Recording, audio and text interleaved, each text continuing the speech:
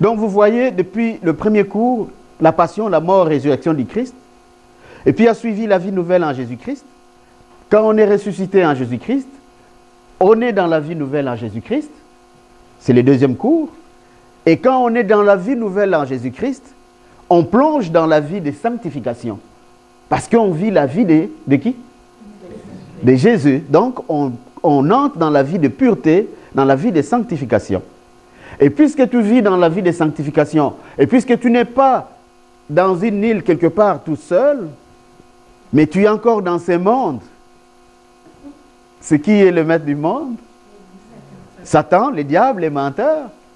Et donc, ta vie de sanctification que tu veux vivre dans ce monde que lui dirige ne peut pas être possible sans combat. Pourquoi? Parce que lui, il s'oppose à toi. Lui, il ne veut pas que tu vives la vie de Jésus-Christ. Il veut que tu vives la vie que lui souffre à tous ses adeptes dans le monde. Donc, c'est là que le combat naît. Et c'est ce que nous allons voir. Amen. Alors, ce soir, regardez l'entrée du Seigneur. Il nous dit en partant une chose terrible. Dans Matthieu 10, 34, « Ne croyez pas que je sois venu apporter la paix sur la terre. Je ne suis pas venu apporter la paix, mais le paix. » On sait à quoi ça sert l'épée? Combattre, à découper, à se défendre, et même à transpercer, à trancher. À l'entrée déjà des jeux, c'est ce que le Seigneur nous dit. Et c'est important que nous le sachions. Que le Seigneur est clair là. Qu'à cause de la sanctification, à cause de la pureté qu'il amène pour son peuple, le peuple est voué au combat. Le peuple est exposé au combat. Dans 2 Timothée 2, 3, 12, Paul, qui fait partie de ceux qui en ont goûté en premier, qui ont fait l'expérience vraiment du combat en premier, il nous exhorte, il dit, d'ailleurs, tous ceux qui veulent mener une vie fidèle, une vie fidèle à Dieu, dans l'union avec Jésus-Christ, continue, seront persécutés ou combattus. C'est la même chose.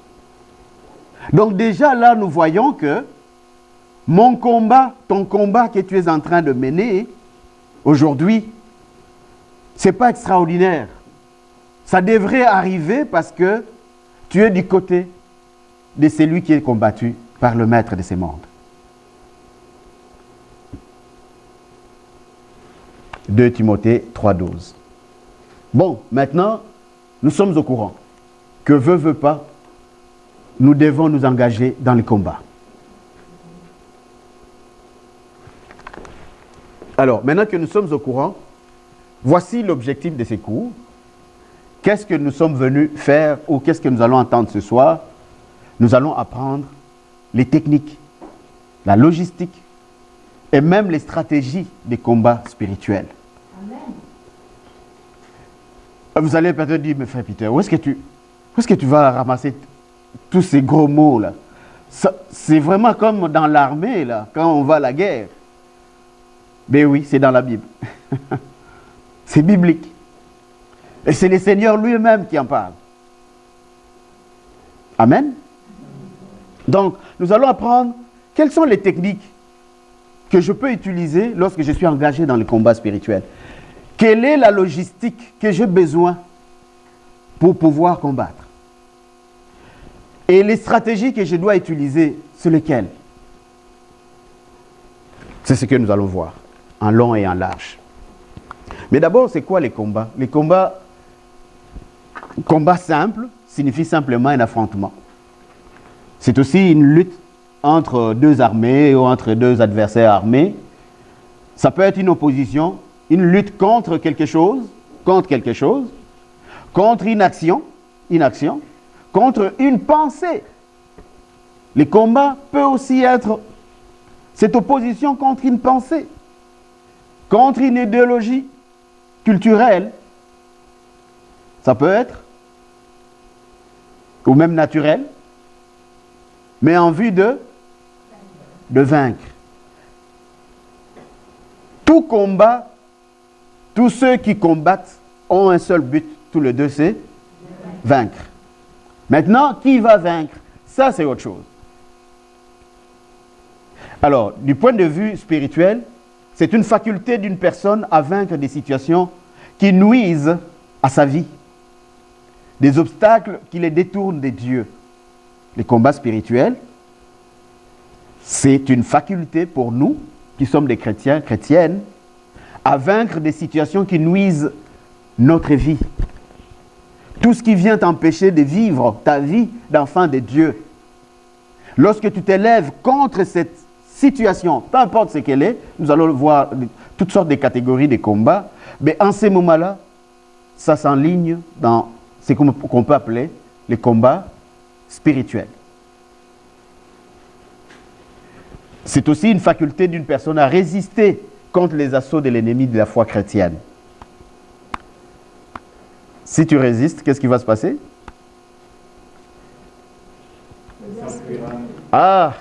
Il s'enfuira. Nous le verrons plus tard que nous avons parfois des armes qui sont tellement simples et que si nous avions su les utiliser, ben, on ne serait pas rendu trop loin dans le combat où on était rendu. Déjà, on s'en serait sorti vainqueur. Nous allons le regarder ensemble. Alors,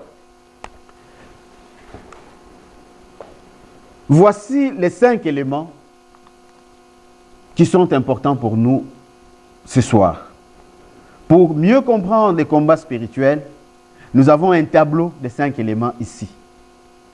Vous allez voir, nous allons faire une petite étude des cas où nous allons voir que tout combat que tu vas engager, nécessairement ces 5 éléments doivent être su. Il faut que tu connaisses, il faut que tu sois capable de passer par ces 5 éléments de ton combat.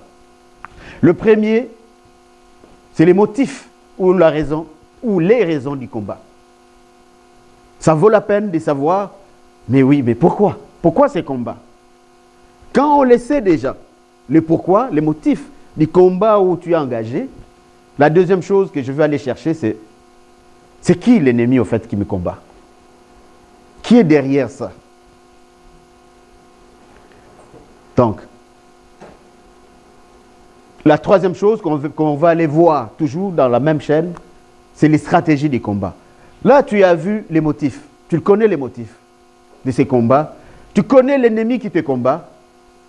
Donc, il va falloir maintenant aller chercher des stratégies pour pouvoir combattre cet ennemi. Donc, chercher, ok, je sais que c'est à cause de ça, je sais que c'est elle qui me combat. Maintenant, comment je vais faire? Comment je vais combattre? Est-ce que je vais utiliser des stratégies offensives ou défensives? Quatrième chose qu'on va aller voir, c'est les armes. D'accord, je veux aller au combat maintenant. Mais quelles sont les armes que je dispose pour aller combattre cet ennemi? À chaque ennemi, ses armes. On ne peut pas combattre tel ennemi avec n'importe quelle arme.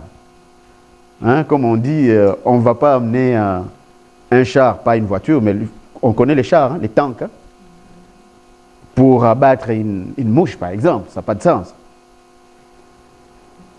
Donc, on va aller voir quelles sont les armes que j'ai besoin pour combattre tel type d'ennemi. Et enfin, comme nous avons entendu tantôt, à chaque combat, on a toujours dans l'esprit quoi?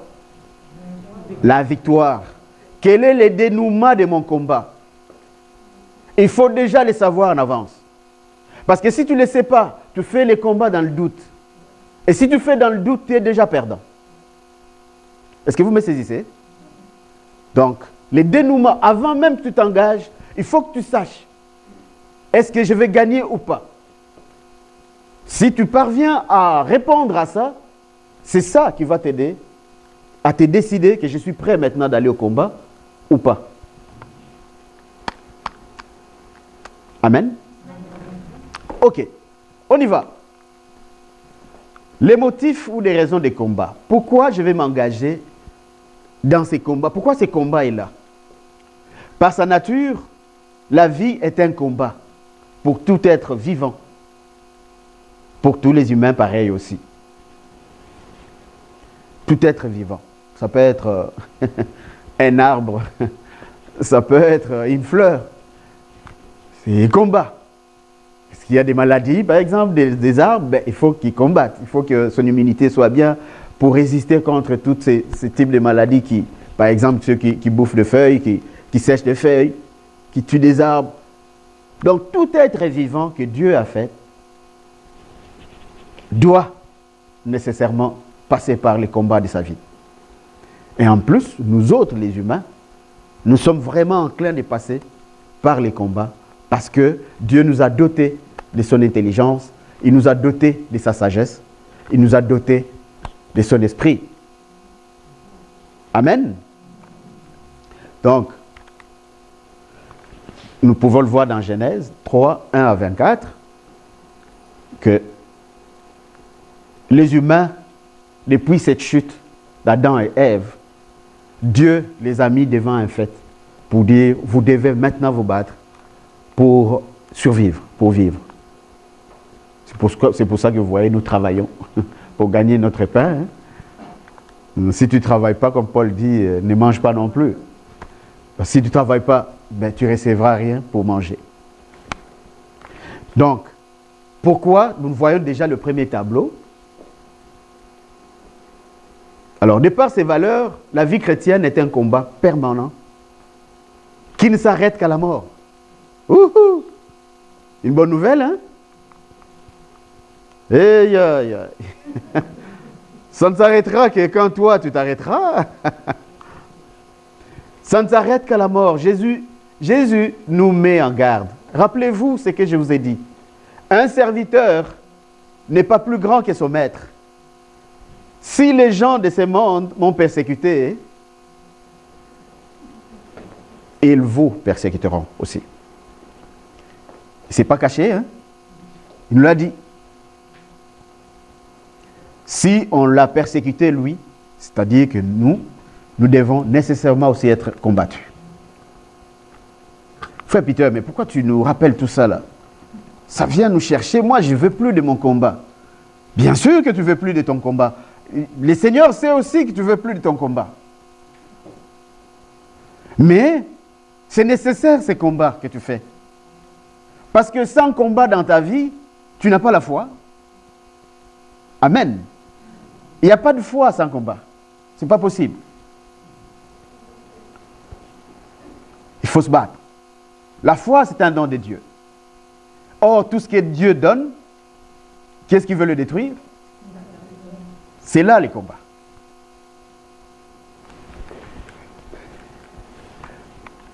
Nous sommes dans le monde, mais nous n'appartenons pas au monde.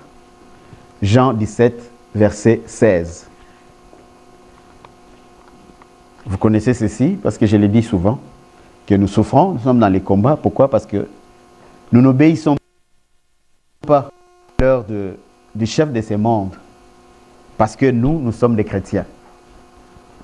Parce que nous vivons la vie de qui? De Jésus.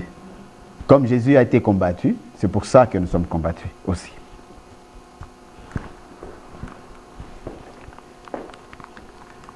Deuxième bloc. Maintenant, on sait d'où viennent les combats. Les combats dans lesquels je suis engagé, je sais. Le premier point. En fait, je suis combattu simplement parce que je suis chrétien, parce que je suis chrétienne. Vous êtes d'accord avec moi? Simplement, c'est ça. Qu'est-ce que je veux dire dans la vraie vie? Dans la vraie vie, c'est ceci. Bon, je vais prendre ces exemples-là beaucoup, parce que c'est la vraie vie. Ta femme te trompe. Toi, tu es un chrétien vraiment convaincu. En tout cas, tu vis ta vie de chrétien comme il faut. Elle, non. Peut-être de non seulement, mais elle ne vit vraiment pas sa vie de chrétien ou chrétienne. Et il arrive qu'elle tombe, qu'elle te trompe.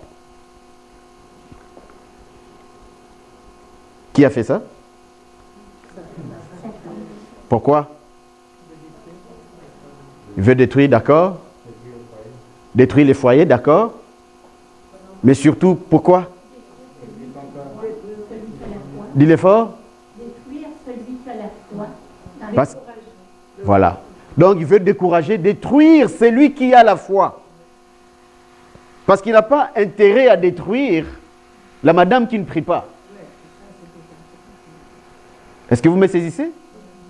En quelque sorte, c'est son agent. Il n'a pas besoin de détruire son agent. Donc, c'est toi qui es visé. Alors la question, c'est celle-ci. C'est comme ça que nous allons cheminer, hein, pour ouvrir notre esprit. La question maintenant, c'est celle-ci. Qui te combat? Nous sommes d'accord tous, hein? Donc nous voyons que ce n'est pas ma femme qui me combat. C'est bon? C'est important ça. C'est important. Parce que dans la vraie vie, qu'est-ce que nous faisons? Ta femme te trompe. Ouh, tu fais quoi? C'est pas compliqué, hein? Ton homme te trompe, tu fais quoi? Tout de suite là? De nos jours, ça ne se discute plus là, c'est tout de suite, c'est fini. Donc ça nous donne déjà un indice. Que, oh, est-ce que je suis dans le bon combat? Est-ce que je suis dans le bon combat? Ça, c'est déjà quelque chose qui vient t'annoncer à toi. Puisque tu suis ceci ce soir, ça vient t'allumer déjà cette lumière pour dire, oh, il faut que je connaisse. Il faut que je connaisse mon ennemi. C'est qui me combat? Donc, ce n'est pas mon mari, au fait. Ce n'est pas ma femme. Donc, je ne vais pas m'en prendre à lui ou à elle. Je vais plutôt m'en prendre à qui? À celui qui a instigé ou qui a poussé l'autre à tomber. C'est bon jusque-là? Qui est l'ennemi qui me combat ou que je dois combattre? La connaissance de l'ennemi est importante pour établir une bonne planification des opérations de combat. J'appelle ça les opérations de combat, mais c'est des vraies opérations. Nous allons le voir que ton combat, quand tu le mènes, là, tu ne le sais peut-être pas, mais c'est des vraies opérations que tu fais. Des vraies opérations parce que ça prend beaucoup de choses là-dedans. De l'énergie, ça prend peut-être même de... ça a un coût. Amen. Luc 14, 31. Est-ce que quelqu'un a sa Bible? Lisez ça. Est-ce que vous avez entendu? Qu'est-ce qu'on entend déjà là? Entre les lignes, qu'est-ce qu'on entend déjà? Évaluer ses forces. Quoi d'autre? Les forces de l'ennemi. Les forces de l'ennemi. Quoi d'autre qu'on entend là? Penser à une stratégie. Penser à la stratégie. Évaluer ses options. Ses options. Oui, tout ça colle dans ces morceaux-là. Quoi d'autre? Chercher les alliés. Mon ennemi, qui est son allié? C'est qui? C'est qui l'accompagne dans ses combats contre moi? Qui il utilise pour me combattre? Parce que lui, il ne vient pas seul. Amen. Et c'est qui parle, en fait, dans ces versets ici? C'est que nous avons lu. C'est qui parlait? C'est le Seigneur qui est en train d'expliquer. Ça vient confirmer que le Seigneur Jésus nous demande à nous, avant d'aller au combat, de s'asseoir et d'évaluer. C'est important. Généralement, nous allons dans des combats tête en première, sans évaluer. Et là, on te tape dessus, tu es étourdi et tu es à terre. C'est là que le Seigneur dit, assieds-toi d'abord. Oui, tu sais qu'il t'a trompé. Ou elle t'a trompé. Tu le sais. Tu évalues. Donc, mon mari ou ma femme qui m'aime ne peut pas me faire ça. Or, il me l'a fait. Donc, ce n'est pas lui qui l'a fait. Alors, tu évalues. C'est qui est derrière? C'est elle. C'est qui l'utilise?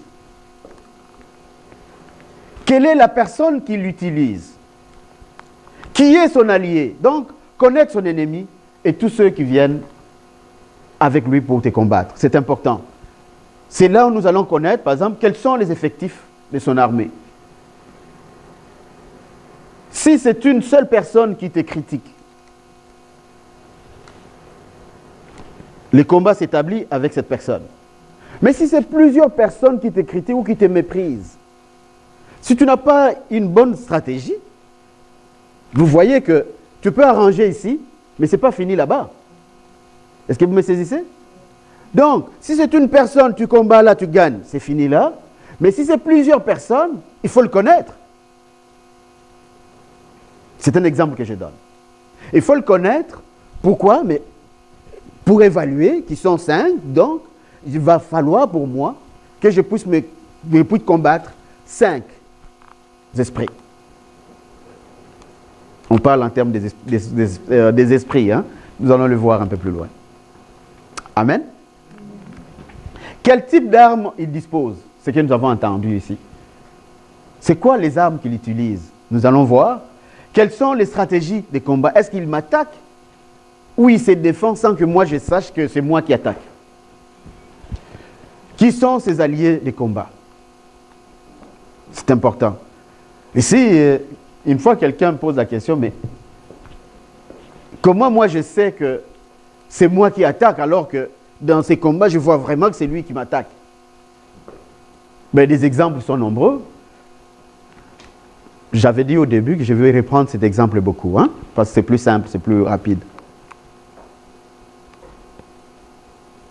Ta conjointe te trompe? Oui. Alors, est-ce que ce n'est pas à cause de moi qu'elle me trompe? Si ça s'avère dans tes recherches, c'est à cause de toi, de ton comportement ou de quelque chose au préalable, donc en réalité, la cause, c'est toi. Donc, c'est toi qui attaques. Et donc, l'autre, peut-être, tu joues à la défensive. Nous allons éclairer tout ça là, tout au long de ces cours ici. Amen. Mais je vous donne déjà des indices pour que ça puisse nous aider. Dans les combats spirituels, il y a 3 catégories d'ennemis. Ici, nous sommes dans le point 2. Le point 2, c'est quoi? Connaître son ennemi. Le premier point, c'était quoi? Les motifs. Pourquoi les combats? Le deuxième point, connaître son ennemi. Maintenant, dans ce deuxième point, voici ce qu'on nous dit. Que notre ennemi, c'est généralement en 3 catégories d'ennemis. Dans les combats, tu vas voir comme ennemi, ça se peut que tu aies comme ennemi toi-même. Tu ne sais pas que tu es en train de combattre contre toi-même. Tu peux avoir pour ennemi toi-même. Tu peux avoir pour ennemi le monde et tous les systèmes de choses tels qu'établis aujourd'hui. Tu peux avoir pour ennemi Satan, lui-même en personne, et ses démons. C'est suppos. 3 types d'ennemis. Pourquoi on le dit? Parce que souvent on entend, oh ben vous là, vous exagérez là, vous voyez les diables partout. Vous avez déjà entendu ça, hein? Que quand tu t'engages dans un combat, tu dis, ah ça c'est le diable qui est en train de me faire ça. Alors quelqu'un peut-être à côté de toi, il va dire, oh ben vous là, vous voyez que le diable est partout. Nous ce soir, on va justement aller voir, est-ce que c'est le diable qui est partout? Déjà ici, nous voyons, il y a combien de catégories d'ennemis? 3. Et donc, c'est vrai, tous les combats que je vais livrer dans ma vie ne sont pas nécessairement gérés par les diables. Ça peut être par moi-même, ma propre chair, mon comportement, ma façon d'être, mon style de vie. Ça peut être mon premier ennemi. Quand on dit ennemi, c'est ennemi de la foi, ma vie de Jésus-Christ. Ça peut être le monde et les systèmes des choses. Le monde et les systèmes des choses, ça peut être quoi? Mais... Tout le monde a fait là-dedans. Ah, c'est beau, hein? Et nous allons le voir, Satan. Alors, le combattre contre sa propre chair, mon propre ennemi, mon ennemi qui est moi-même, c'est combattre contre les tentations de la chair, de la nature humaine, du vieil homme. Ah, ah. Est-ce que ça vous dit quelque chose, hein? Les vieils hommes? Oui? Ok. Quelqu'un se rappelle de ces morceaux de chapitres? C'est quoi? Les vieils hommes, on l'a vu où? Ok. Et les textes dans la Bible, c'est lesquels? Les références? Galates 5, 19, 21. Ou tu peux même aller jusqu'à 22. Retenez-le, s'il vous plaît. C'est important. Vous êtes en train d'être préparés comme de vrais soldats du Christ. Donc, vous êtes en entraînement ici. Et dans la vraie vie, ça, le vrai combat dans la vraie vie, ça ne pardonne pas, là. Quand tu as oublié, là, il te rentre dedans. Ce n'est pas un jeu, là. Est-ce que vous me saisissez? Donc, prenez ça au sérieux. Préparez-vous vraiment au combat. Si vous voulez faire des bons combats, préparez-vous. Tous ces différentes références que nous donnons, c'est ça qui doit nous nourrir. Pas autre chose. C'est vraiment ça. La stratégie de la chair, c'est quoi? C'est la tentation. C'est le fait d'être attiré, séduit par un désir ou une envie d'une chose ou d'un état de conscience qui ne s'accorde pas aux valeurs auxquelles nous croyons nous-mêmes. Amen? Amen. La chair, c'est toujours comme ça. La chair, ça va nous pousser. Parce que la chair, c'est la partie de notre vie, de notre nous, qui est plus exposée au monde immédiat. Et c'est pour ça que la chair est plus tendue vers les choses de ce monde.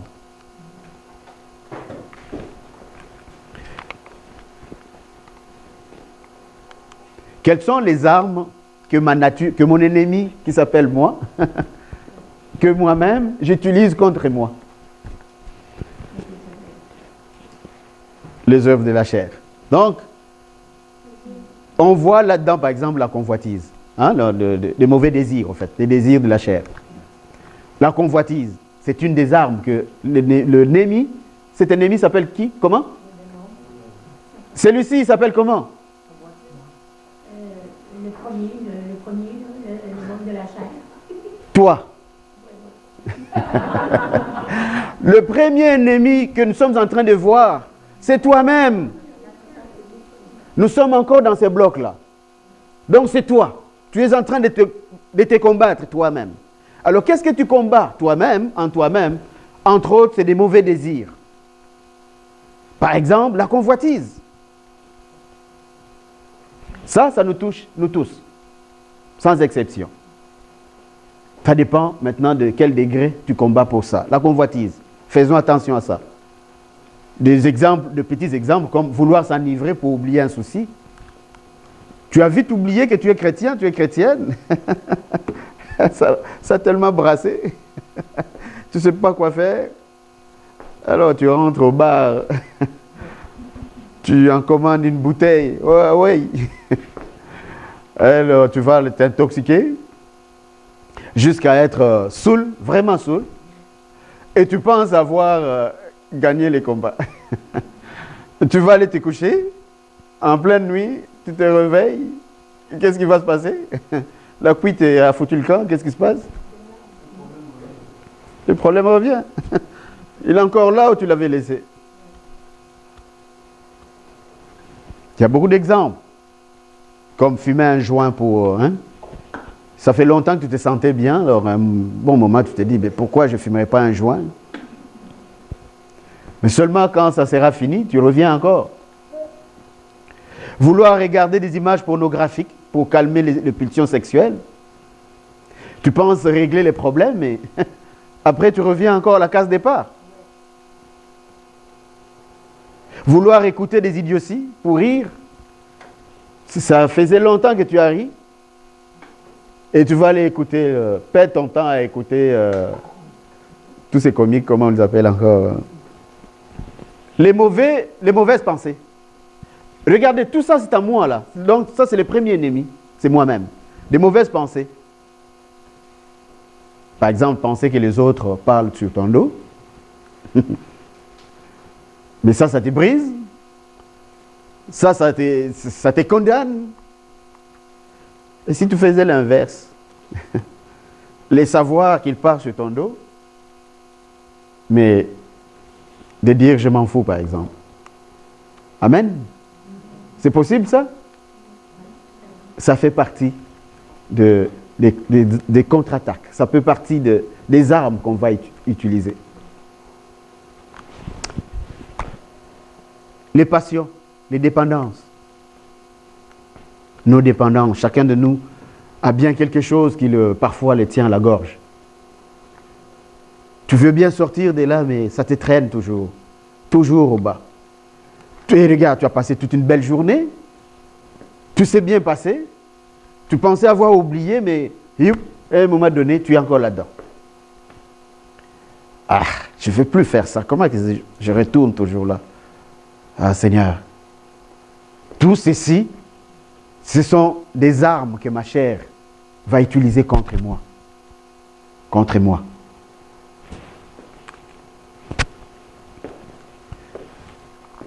Des mauvais sentiments. Tu as des mauvais sentiments. L'orgueil. Surtout lui, là. L'orgueil. Alors que tu as compris que celui qui te fait mal, c'est toi-même qui te fait mal. Et tu prends la bonne résolution d'aller à la confession. Tu as confessé. Et que quand tu reviens, au lieu de se rendre compte, au lieu de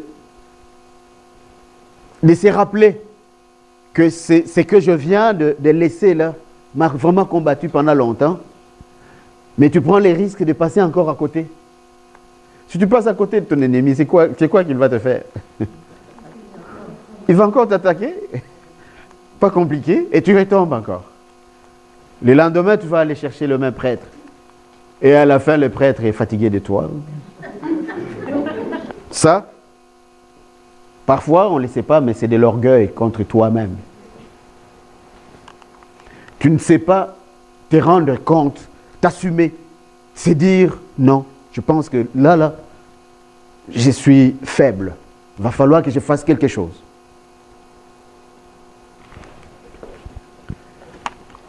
Quelle est la stratégie que la chair utilise? C'est-à-dire, moi, quelle est la stratégie que j'utilise pour me combattre moi-même?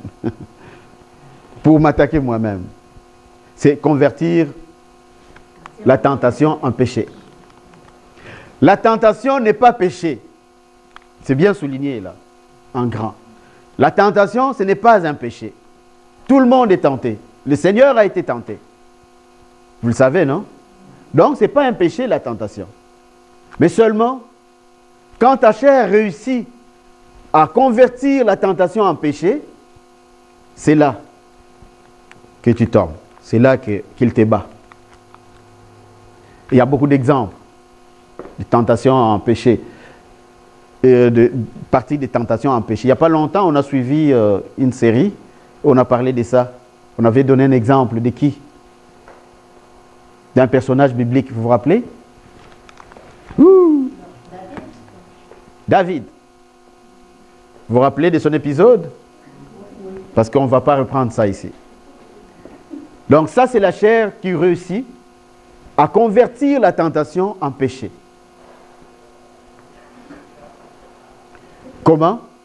Par une idée qui te vient, simplement, et tu prends la décision de commettre l'acte. En ces moments-là, c'était une tentation, mais c'est converti en péché.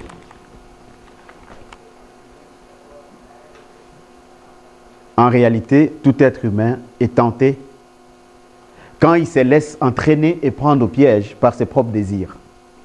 Vous voyez? C'est toujours propre désir, ses propres désirs. Donc nos propres désirs, mes propres désirs à moi, me combattent. Ensuite, tout mauvais désir conçoit et donne naissance au péché. Et quand le péché est pleinement développé, engendre la mort. Jacques 1, 14. Le péché engendre la mort. Notons ceci. La prédisposition du cœur influence souvent les désirs humains. La tentation vient du désir. Donc, les cœurs formés dans la médiocrité ne produisent que des mauvais désirs. Donc, si le cœur est formé dans le mal, mais c'est sûr que les désirs de cette personne ne seront que dans le mal. C'est simple. Car le cœur, il ne donne que ce qu'il a. Oh, qu'est-ce qu'il y a dans le cœur de l'homme? Qu'est-ce qu'il y a dans le cœur de l'homme?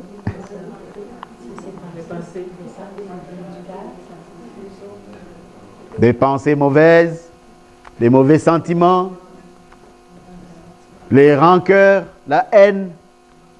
Tout cela vient du cœur, le Seigneur nous dit. Matthieu 15, 19.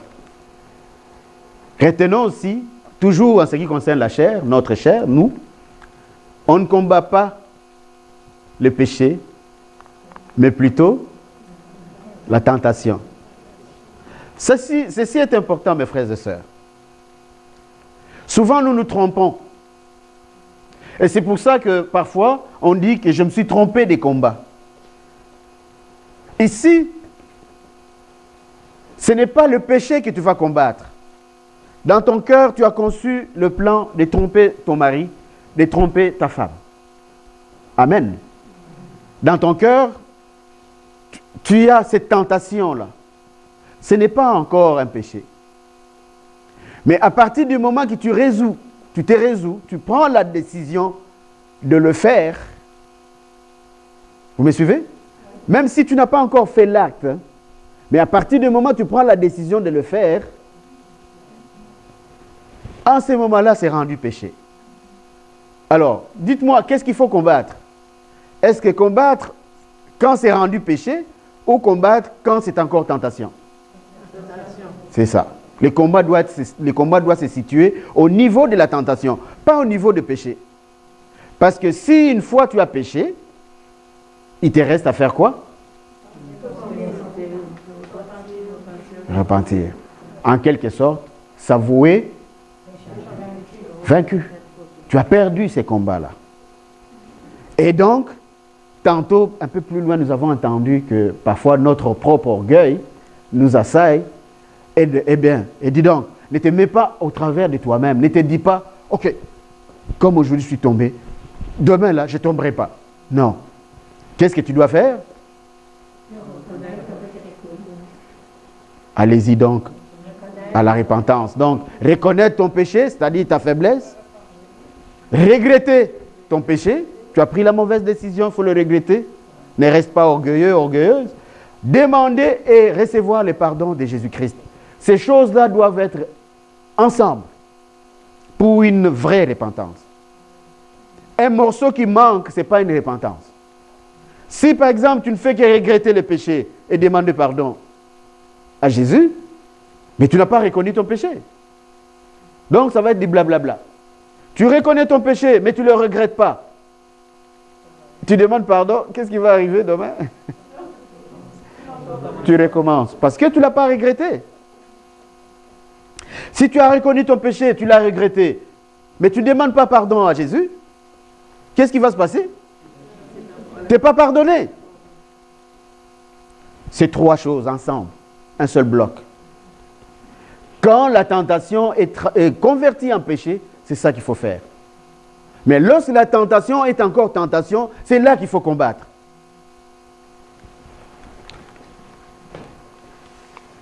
Deuxième ennemi que nous allons combattre, le monde. Mais quel monde? Voici le monde où l'argent est le maître absolu. Le monde où règne l'esprit d'incrédulité. Le monde où règne l'esprit d'impureté, des recherches insatiables de plaisir, insatiables. Ça ne finit pas. Ça ne finit pas. C'est pour ça qu'on nous appelle des nations de la consommation.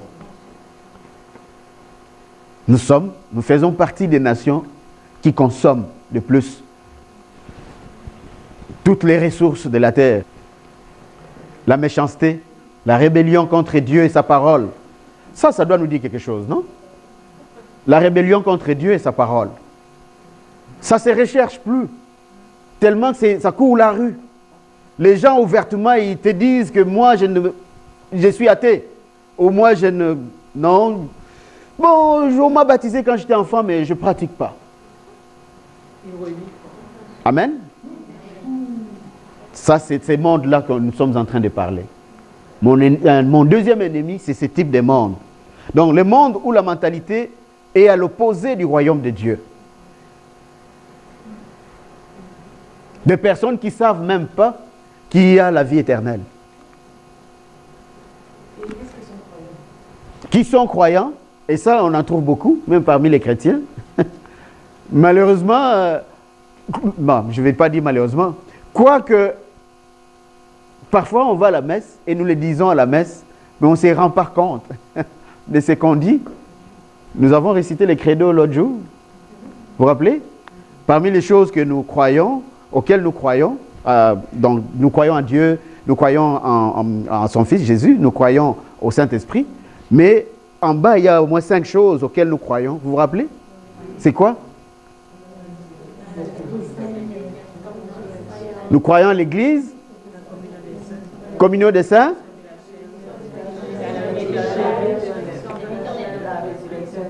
résurrection de la chair à la vie éternelle. Parfois, on va à l'église, on va les communier, c'est bon là. Mais il y a plein de personnes qui ignorent ça. Que nous croyons à ça. Croire, ce qui veut dire que ça va arriver là. La vie éternelle, ça dit que c'est vrai.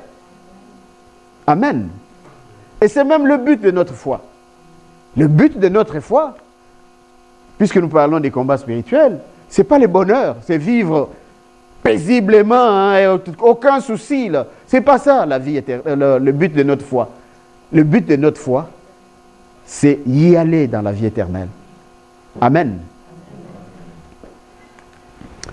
Le monde qui va soumettre les humains aux convoitises, à la course au profit matériel, tout ce qu'on veut.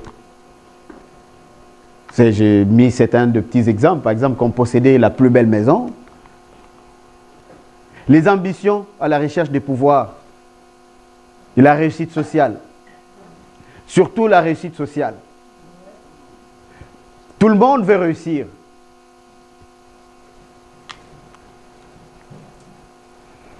Et ce qu'on voit, c'est qu'on est même capable de piétiner les autres pour atteindre son objectif. On s'en fout, là. Les autres, ils crient, ils pleurent. « Ah, mais tu m'as bousculé. Ah, excuse-moi. Mais pourquoi? C'est juste pour atteindre ton... » Et ça, c'est ce qui arrive dans la vraie vie, dans nos entreprises et tout. J'ai travaillé pendant 17 ans pour espérer avoir un avancement. Juste au moment où tu te disais, c'est ma chance, c'est arrivé là. Ouh, enfin, je vais souffler. Et puis, la dernière nouvelle, c'est la petite nouvelle qui a commencé il y a quelques jours qu'on va prendre. Et tu vas rentrer joyeux chez toi, joyeuse. C'est tout ça, les mondes. Tout ça, les mondes. Notre autre ennemi, c'est celui-là. Le monde où l'indifférence à l'égard du royaume de Dieu, du pardon. Surtout du pardon. Vous avez entendu? Parfois même à la télé. Lui là, tel qu'il a fait ça là comme ça, je ne lui pardonnerai jamais. On entend ça souvent, hein? Et ça ne peut pas sortir de la bouche d'un chrétien, d'une chrétienne. Est-ce que vous saviez ça? Tu ne peux pas dire ça. Pourquoi? Combien de fois? Si tu ne pardonnes pas, qu'est-ce que ça veut dire? Tu ne peux pas avancer. Mais qu'est-ce que tu es en train de dire au Seigneur? Donc tu dis au Seigneur par toi-même, tu vois, il ne te force pas là, par toi-même tu dis, laisse faire, là, ne me pardonne pas parce que moi-même, je ne suis pas capable de pardonner les autres. Amen. C'est ce monde-là que nous sommes en train de combattre. Le monde qui soumet les humains aux attraits de séduire, à la consommation des choses inutiles. Magasinage, vous vous rappelez? Toutes ces publicités trompeuses qu'on consomme tous les jours, des émissions perverses à la télé, sur Internet. Et ce qui est curieux pour nous, c'est que nous avons parlé de la consommation spirituelle aussi. La dernière fois, vous vous rappelez? Ça rentre dans cette catégorie, parce qu'ils ne servent pas les seigneurs. Une des consommations à outrance, par exemple à ces moments-ci, dans le milieu, entre guillemets, spirituel, chrétien, c'est les enseignements sur quoi, complétez-moi? Sur quel sujet, souvent? La prospérité. Je voyais passer dans Facebook quelqu'un qui met un dessin qui dit « Tu veux être célèbre dans ton église ?» Oui, tu veux être célèbre dans ton église, populaire, avoir une foule de personnes dans ton église égale prospérité. Donc, enseignement de prospérité. Tu veux enseigner la sanctification égale. C'est nous ça ce soir. Pourquoi? Mais parce que ce type d'enseignement, ce n'est pas pour les gens de ce monde. Ce n'est pas possible. Pas seulement qu'ils ne comprennent pas, mais ça ne rentre pas dans son style de vie. Amen. Et pour nous les chrétiens, c'est important là. Il y a une consommation à outrance. Et nous ne savons pas gérer ça. Sur Internet, à la télé, partout. Ça c'est tellement donné, et que parfois on n'entend plus le Seigneur qui nous parle, qui nous dit, écoutez, il va y avoir des faux prophètes, des faux messies qui vont venir. Et si vous entendez que là, il y a un prophète, là, il y a un messie, le Seigneur est clair, il dit, n'y allez pas. N'y allez pas.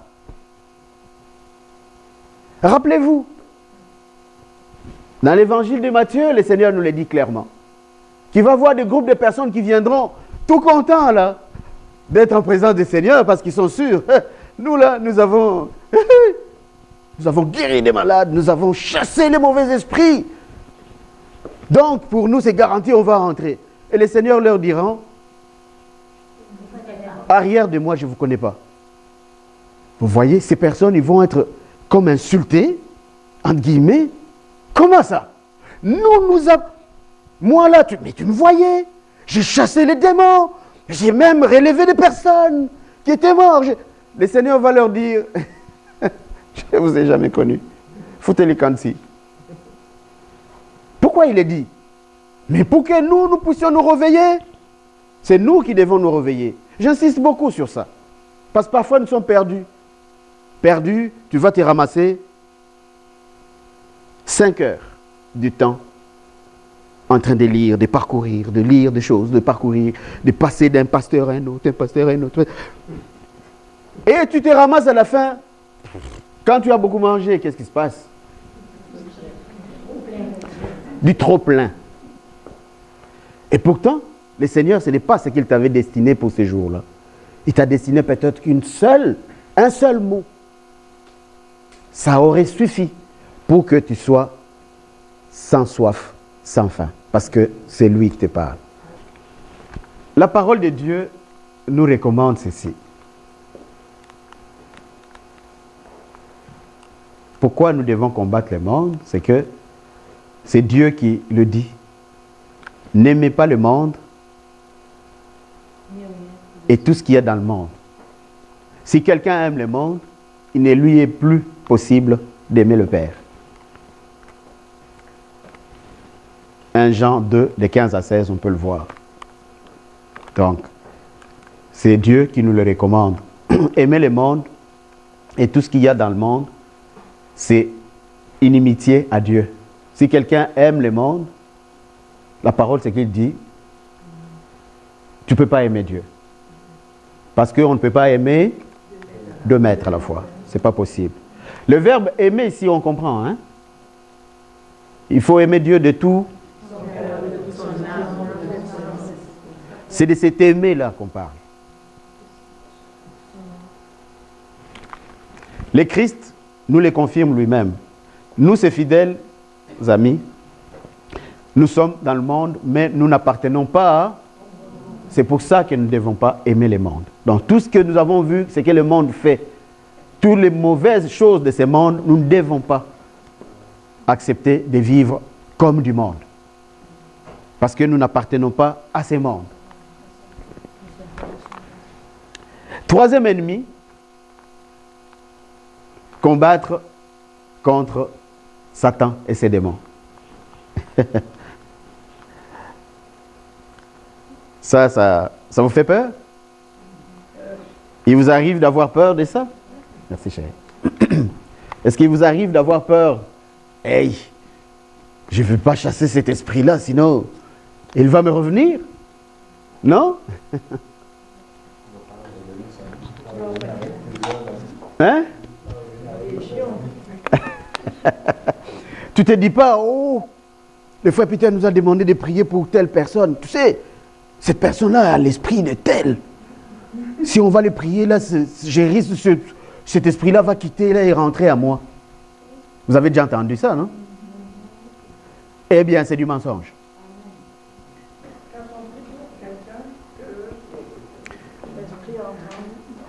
Quand tu vas les prier, quand je dis prier, vous comprenez ce que ça veut dire, hein? Pas aller réciter les prières, mais tu vas vraiment prier, c'est-à-dire prier. Dans ces cas ici, comme c'est les combats, par exemple, c'est ce qu'on appelle la prière d'autorité. Tu vas chasser un mauvais esprit, comme le Seigneur nous a dit, je vous donne le pouvoir de chasser les mauvais esprits à mon nom. Je parle de ce type de prière. Donc, ce que ça veut simplement nous dire, que nous ne devons pas avoir peur de ça. Tu n'as pas à avoir peur parce que, veux pas, tu es gagnant. Quand tu te mets à chasser les mauvais esprits sur quelqu'un, il ne vient pas rentrer en toi. Sachez-le. Parce que tu ne te lèveras pas pour aller chasser un mauvais esprit si tu ne t'étais pas préparé. Est-ce que vous me saisissez? C'est important. Donc, tu veux ça? Oui. Ben, il faut que tu te prépares. Donc, quand tu y vas, sois tranquille, parce que ces mauvais esprits ne rentrera pas en toi. Pourquoi? Parce que Jésus est présent en toi. Les mauvais esprits doivent obéir, parce qu'il a vaincu à la croix, une fois pour toutes. Amen. C'est ça qui doit nous encourager. N'aie pas peur quand que la situation est là et que tu dois le faire. N'aie pas peur. Quand nous parlons des esprits, nous ne parlons pas de tous ces fables qu'on nous raconte, des esprits avec des cornes ou avec... Non, je parle des esprits. Ça peut être par exemple l'esprit d'alcoolisme. L'alcoolisme par exemple. Quelqu'un qui est dans ces pièges-là de l'alcoolisme, dont les mauvais esprits d'alcoolisme l'habitent. Et tu veux prier sur cette personne? Mais prie. C'est possible. Il est possible de chasser ces mauvais esprits. Peu importe ce que ça peut être, que c'est un esprit mauvais qui essaye de... Bon, pas qui essaye, mais qui a pris une personne. Tu as le pouvoir de les chasser au nom de Jésus. Christ. On peut se faire ce ministère-là à soi-même. Oui. C'est ta vie. Tu peux donner des ordres à un mauvais esprit qui est en train de te hanter. Toi, esprit de mépris, ça fait longtemps que je barbote des choses chez les gens, que je suis en train de racoler des choses à gauche, à droite. Aujourd'hui, là, je t'interdis de vivre encore à moi. Et d'ailleurs, je te le demande maintenant, au nom de Jésus, de me quitter. Sors et ne reviens plus jamais. Tu as donné l'ordre. Parfois, ce n'est même pas nécessaire. Ah, Seigneur Jésus, aide-moi parce que... Le Seigneur t'a déjà donné ses pouvoirs. Il t'a dit, chasse les mauvais esprits à mon nom. La prière d'autorité. Donc, combattre l'ennemi, qui est Satan, avec ses suppôts, oui, c'est possible. Nous ne devons pas avoir peur.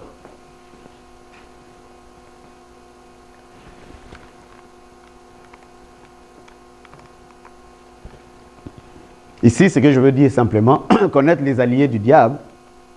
Les alliés du diable, ça peut être les esprits malfaisants, les démons. Ça peut être aussi des personnes humaines, des hommes et des femmes que l'ennemi va utiliser pour te rentrer dedans, pour te combattre. Il faut le connaître. L'ennemi rentre dans une personne qui est fragile, qui va l'utiliser contre toi. Il faut que tu saches dans quel type de combat que tu es et qui tu combats. Alors dès que tu as décrété, que tu as discerné, tu vois que c'est l'ennemi qui l'utilise, ben, tu ne combats pas cette personne, mais tu combats l'ennemi qui l'utilise. Connaître ses forces. Quelles sont les forces qu'il va utiliser pour pouvoir me rentrer dedans. Ici, le livre de Job que j'ai mis ici nous donne une idée des forces que l'ennemi peut avoir. Il faut que tu les saches. Qu'il a le pouvoir de manipuler des hommes. Il a le pouvoir de manipuler même la nature.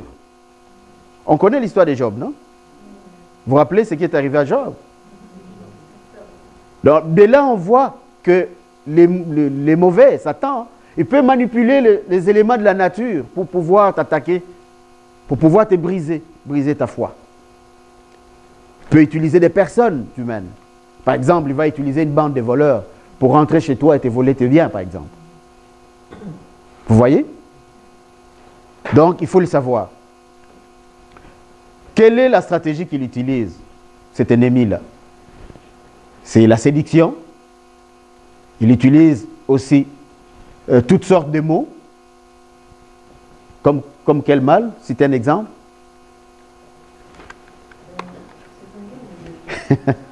Comme la maladie. Satan, il peut utiliser la maladie pour pouvoir te combattre. Il peut utiliser des infirmités.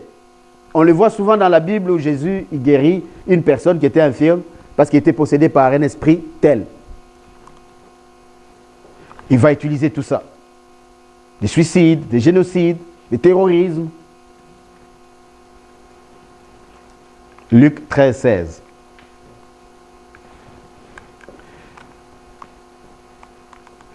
Il va entraîner des personnes faibles dans l'impureté. Il accuse et réclame les enfants de Dieu pour les éprouver et se moquer d'elles. Se moquer d'eux. Ça, c'est ce qui arrive souvent. Surtout pour nous autres, enfants de Dieu, et en particulier pour des serviteurs de Dieu. J'ai vu cet après-midi quelque chose qui passait dans Facebook. Une personne, et j'ai vraiment beaucoup aimé la réaction des personnes. Une personne, il a mis une photo d'un pasteur connu avec sa femme. Et il dit, ce pasteur connu, qui est une star en Europe, a trompé sa femme et il a fait un enfant avec une choriste, une chantre de son église. Hey! Les commentaires des personnes, souvent quand il y a des choses comme ça, vous savez dans quel sens ça va? Souvent, qu'est-ce qu'on fait? On va condamner ces types. On va dire des choses tellement désagréables de ces types. Mais c'est que je voyais les commentaires de personnes. Voyez l'Esprit de Dieu. Les gens condamnent cette personne qui a posté ça. En gros, au lieu de prier pour cette personne, et toi tu viens mettre à la lumière de tous ces bêtises. Supposons que c'est vrai. Ces personnes. Voilà. Donc, cela donne un indice que ce sont des personnes qui se mettent en position de combat, vraiment. Oui, je sais qu'il a mal fait, mais je ne vais pas profiter de son mal pour les rentrer dedans, pour l'écraser. C'est ça la position du combat. Mon mari m'a trompé, ma femme m'a trompé, mais je ne profite pas de ça pour le rentrer dedans. Amen. Ces armes qu'il utilise, nous avons vu, c'est plus la séduction, les tromperies. Il peut susciter des querelles, des disputes, des divisions. Dans les assemblées des enfants de Dieu, souvent ça. Les disputes, les querelles. Tu ne comprends pas. Tu ne comprends pas comment. Je connais bien mon frère tel. Comment qu'il peut dire une chose comme ça contre le berger? C'est un exemple que je donne. C'est toi qui l'as entendu, le berger n'a pas entendu. Mais tu te demandes, comment il peut dire une chose comme ça? Donc là, tu es déjà en face d'une vérité qui s'appelle que tu es en mode... Tu es en mode quoi? Combat. Cette personne est utilisée, au fait, pour te combattre. Elle-même ne sait pas. Est-ce que vous voyez où se situent les combats? C'est des astuces comme ça. Les stratégies que l'ennemi va utiliser, généralement, c'est dans les combats que nous allons utiliser, l'ennemi ou moi, je vais utiliser, c'est l'offensive ou la défensive. L'offensive, c'est quand c'est moi qui attaque. Au début, nous avons vu, ce n'est pas la paix que je vous amène, mais c'est quoi? L'épée. L'épée sert à attaquer. Nous allons voir qu'est-ce que ça veut dire l'épée. Donc, si c'est l'offensive, qu'est-ce que ça veut dire? C'est moi qui attaque. Et tu vas avoir des situations dans ta vie où tu ne laisses pas faire, tu ne laisses pas passer. Dès que tu vois, tu attaques. Par la parole de Dieu. Parce que l'épée, c'est la parole de Dieu.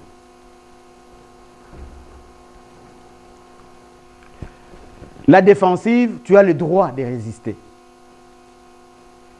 Amen. Amen. Si tu résistes, qu'est-ce qu'il va avoir? L'ennemi, qu'est-ce qui va se passer? Il va s'enfuir. Pas seulement s'enfuir, mais très loin. C'est là, le Seigneur dit, restez éveillés et priez pour ne pas tomber dans la tentation. Résistez et il fuira loin de vous. Jacques 4, 7. C'est ça, les stratégies. Alors, ce petit tableau ici, d'Éphésiens 6, de 10 à 18, c'est ici que se situent les combats spirituels. Les armes que Dieu me donne pour combattre. Dans ces armes, il y a la vérité, il y a la droiture, la paix, la pratique de la foi, la connaissance et la certitude du salut, l'évangélisation, la prière. Ce sont les 7 groupes d'armes que le Seigneur me donne pour combattre. Supposons que je suis devant un combat. Bon, je reprends le même exemple. Mon mari m'a trompé. Tu veux combattre. Tu as ces armes ici. Quelle est l'arme qui t'intéresse davantage ici? La prière. Quoi d'autre? La vérité. La paix. La connaissance et la certitude du salut, ben, c'est la finalité. Quand tu sais que tu es enfant de Dieu et que tu vivras éternellement, c'est-à-dire, il n'y a rien d'autre qui peut bousculer ta foi. Donc c'est ça, la connaissance du salut. Donc tu sais, je sais que je suis un enfant de Dieu. Amen. Quoi qu'il arrive, je gagne toujours mes combats. Pourquoi? À cause de celui qui est vivant en moi, Jésus-Christ. Je gagne toujours mes combats parce que Jésus-Christ est en moi. La certitude du salut, c'est ça. Amen. Donc, c'est un exercice qu'on peut faire. Et nous irons avec cet exercice ici. Regarde ton combat. Regarde, tu sais, là, ça c'est mon combat. Tu connais ton ennemi. D'abord, tu sais pourquoi tu es combattu. Tu connais ton ennemi. Tu l'as vraiment discerné. Et tu connais ses alliés, tu connais tout ce qu'il utilise. Quelle stratégie? Est-ce qu'il m'attaque? ou il se défend, parce que ça se peut que c'est moi qui l'attaque. Alors, quand il va falloir choisir les armes, choisis bien l'arme. Mais ici, pour toutes ces armes, vous allez voir qu'il y a une arme qui ne manquera toujours pas, c'est la prière. Donc, tu peux prendre une arme ou deux armes, mais la base, c'est toujours la prière. Parce que c'est ici où se trouve, par exemple, ce qu'on peut appeler la prière d'autorité, pour attaquer, pour détruire les forces de l'ennemi, les positions de l'ennemi. La prière d'autorité. On détruit les positions de l'ennemi avec quelle prière? D'autorité. Ce n'est pas avec nos prières que nous avons l'habitude de réciter pour rester dans la prière. Ce n'est pas ça qui va détruire la position de l'ennemi. La prière d'autorité. Fais la prière au nom de Jésus, c'est-à-dire donne des ordres que toi tu veux, donne des ordres, mais au nom de Jésus-Christ. Si cette chose-là, tu veux le détruire, mais tu le détruis. Je te détruis au nom de Jésus-Christ.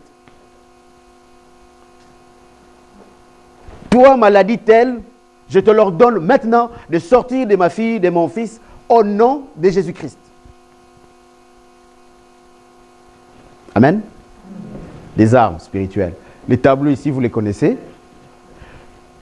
Les tableaux ici, vous les connaissez. C'est les résumés, au fait, de notre combat spirituel avec des armes. Vous savez, ça c'est à partir du verset 10 où c'est dit « Car nous n'avons pas à lutter contre les êtres humains. » Écoutez ça. Nous ne luttons pas contre les humains. Nos combats là, pas contre les êtres humains, mais contre les puissances spirituelles mauvaises du monde céleste, les autorités, les pouvoirs et les maîtres de ces mondes obscurs. D'où nous avons besoin de ces armes ici. L'ennemi ne résiste pas face à ces armes de Dieu. C'est bien? Quand vous irez le lire, vous verrez qu'il y a des indications. Par exemple, si tu prends comment ça s'appelle? Les boucliers, 4. Prenez toujours la foi comme bouclier. Ta foi, c'est ta foi qui va éteindre toutes les flèches enflammées. Exemple d'une flèche enflammée de l'ennemi, c'est quoi? Parole méchante. La médisance. Ce sont toutes des flèches enflammées de l'ennemi. Mais tu peux l'éteindre comment? La foi. Parce que quelqu'un qui te dit, oh regarde toi là, tu n'es même pas capable de... Bon, cette parole est donnée pour qu'il te brise, mais toi tu sais qui tu es. Amen? La foi. Donc, ça c'est des exemples. Alors comme j'ai dit au début, vous ne pouvez pas tout retenir ce soir.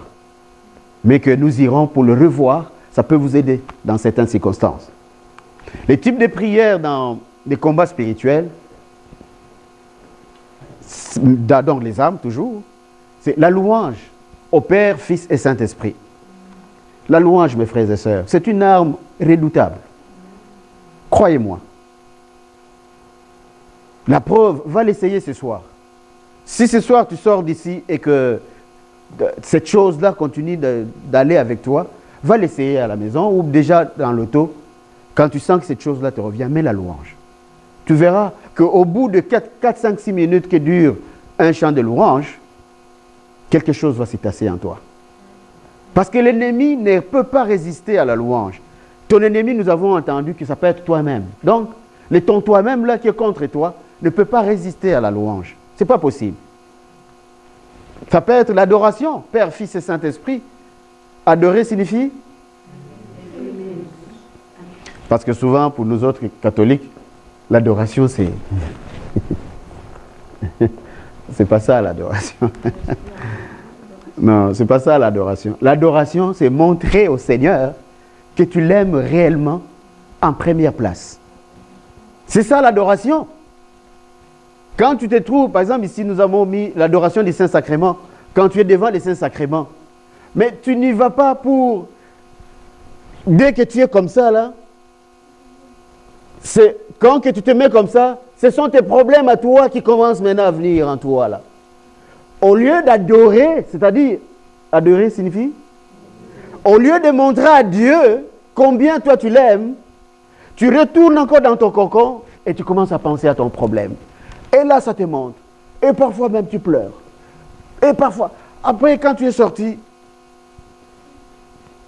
tu n'es même pas encore arrivé à la maison que c'est revenu encore. Amen. Mais parce que tu n'as pas adoré, ce que tu as fait là, ce n'est pas adorer. Tu es juste allé pour te rappeler ton problème. Ce n'est pas l'adoration. L'adoration, surtout quand tu te trouves devant les Saints-Sacrements, donne de l'amour. Est-ce que tout le monde ici a déjà eu la chance de tomber en amour? Oui? Pense à ces moments-là, tomber en amour. C'est-à-dire que tu es vraiment tombé en amour de quelqu'un. Alors imagine-toi que quelqu'un est devant toi. Là. Comment tu exprimes ton amour? Comment tu sais que tu es en train de lui exprimer ton amour? Hein? Tu le sens, d'accord, mais qu'est-ce que tu fais pour que l'autre sache vraiment que tu... Tu le lui dis. En fait, tu lui dis quoi?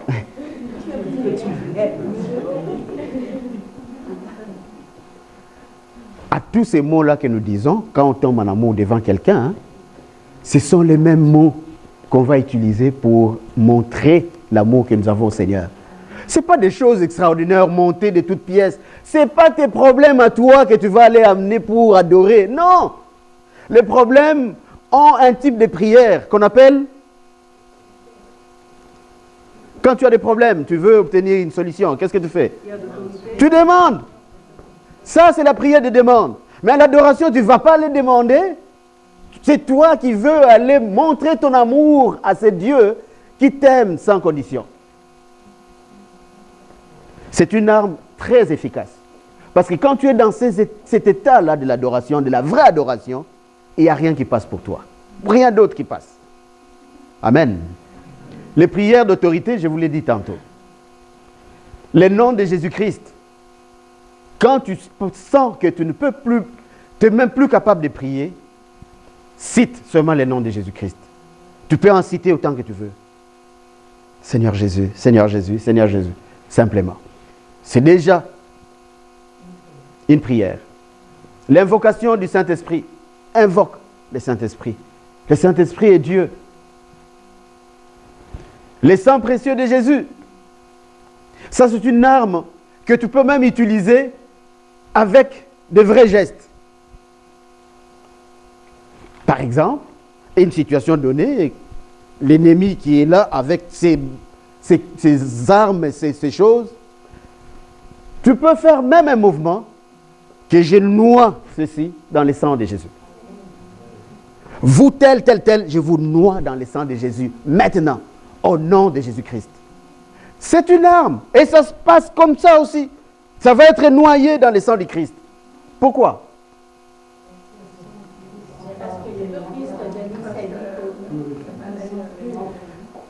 Le sang du Christ est plus puissant que n'importe quoi.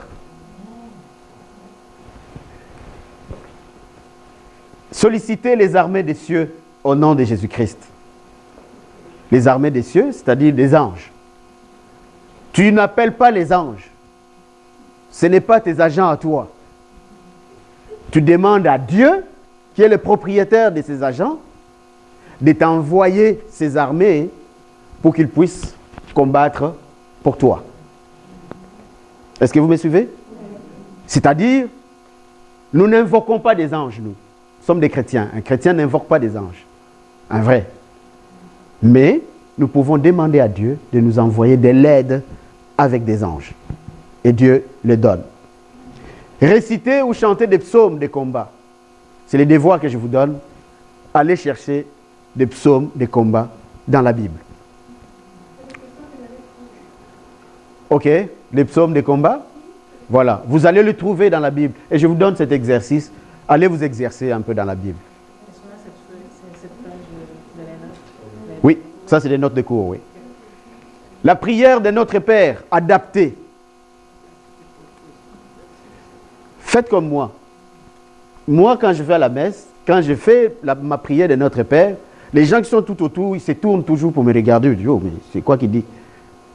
Parce que je l'adapte à ma situation. La prière de notre Père est à la fois prière et type de prière. Vous me saisissez? Donc, dans une situation donnée, tu peux l'adapter. Par exemple, où est-ce que tu demandes, où est-ce que nous disons, quand nous commençons notre Père, donne-nous notre pain de séjour, par exemple. Ben, j'ai mes besoins. J'ai mes besoins. Je peux nommer mon besoin à cet endroit-là. Au lieu de donne-nous notre pain de séjour, mais je vais dire au Seigneur, donne-moi telle chose que j'ai besoin.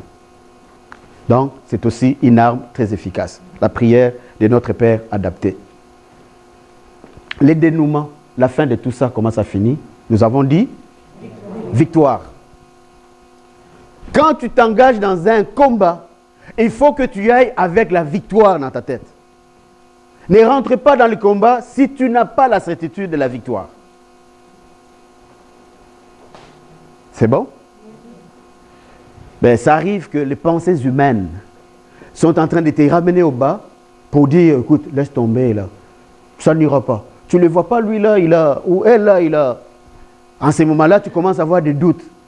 Et comme tu es quand même engagé dans le combat, ben, tu vas commencer à aller comme avec hésitation.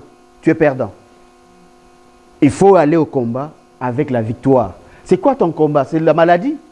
Mais je vais avec une idée que je vais guérir de cette maladie. Supposons que moi je vais guérir de cette maladie. Donc, pendant ce temps que je combats, c'est quoi que Jésus est en train de chercher au fait? C'est la guérison. Donc je n'ai pas d'autre chose en tête. Le médecin va te dire, oh, cette situation-là, normalement, c'est 15%. Oh, cette situation-là, c'est vraiment incurable. On veut juste vous... Mais toi, qu'est-ce que tu as dans ta tête? Donc, tu t'en fous de ce que lui dit, là. Ça, c'est ce qu'il dit, lui. Mais toi, dans ta tête, tu as, moi, il faut que je guérisse de ça. Et c'est comme ça, seulement comme ça, que la victoire va arriver. Sa fille est malade, il court, il a entendu parler de Jésus passer, il court, il va lui dire, Seigneur, ma fille est mourante. Peux-tu venir guérir ma fille? Ils n'ont même pas quitté les lieux où ils étaient. Ses employés viennent le suivre pour dire, ne dérange plus le maître parce que ta fille est morte. Découragé, le Seigneur, qu'est-ce qu'il lui dit? Crois seulement. Crois seulement. Et c'est de ça que je parle. Tu as ça en tête que c'est ta victoire. Crois seulement. Comment? Je ne sais pas. Je ne sais pas comment ça va se passer pour que j'ai ma guérison. Mais je crois que je vais l'avoir, ma guérison.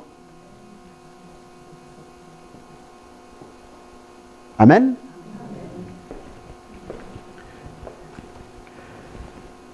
La bonne nouvelle, pour le chrétien ou la chrétienne charismatique qui demeure unis à Jésus-Christ et évolue par la puissance du Saint-Esprit, je vous ai dit ça au début, pour les renouveaux charismatiques, nous prions toujours en compagnie du Saint-Esprit, la victoire dans les combats spirituels est certaine. N'ayez plus de doute dans vos combats, peu importe ton combat. Il n'y a pas un combat qui soit au-dessus de notre Seigneur Jésus-Christ. N'ayez plus de doute. Quand tu t'engages, vas-y jusqu'au bout. Jésus le confirme, je vous ai dit tout cela pour que vous ayez la paix en restant unis à moi. Vous aurez à souffrir dans le monde, mais courage, j'ai vaincu le monde. Comme le Maître a vaincu, nous aussi, nous devons vaincre, parce que c'est lui qui vit en moi. Amen. Et voilà, pour récapituler, voici ceci. Qu'est-ce que nous avons appris aujourd'hui? C'est pour s'engager dans les combats spirituels qui doit mener à la victoire, il faut connaître l'ennemi. OK? Donc, les motifs d'abord, l'ennemi, qui est-il? Les stratégies, quelle stratégie qu'il utilise pour que moi je puisse placer aussi les miennes, les alliés qui s'accompagnent, les armes qu'il faut utiliser, connaître ses propres capacités de combat. Suis-je capable, moi, de mener ces combats? Ces stratégies, ces armes, ces alliés, les coups, et savoir planifier, discerner, cibler les bons coups. Quelqu'un, une fois, me pose la question, les coups dans les combats spirituels? Mais oui, il y a même les coups dans les combats spirituels. Exemple. Par exemple, supposons que tu veux aller à une retraite pour te rééquilibrer. Mais ça a un coût. Tu vas payer. C'est comme nous, là, en octobre, on va organiser les congrès Rabouni pour femmes. Mais ça a un coût. C'est vrai que les gens disent, ah, mais 30 $, c'est moins cher payé. Parce que nous, on le fait pas pour l'argent. on le fait pour amener les saluts à plusieurs à la fois. Donc, voilà, enfin, cette nouvelle ici, je veux que tu ailles avec ce soir, que tu rentres avec chez toi, ce soir, que le Seigneur confirme qu'ils vont te faire les combats, qu'ils vont te combattre. Mais qu'est-ce qu'il dit à la fin?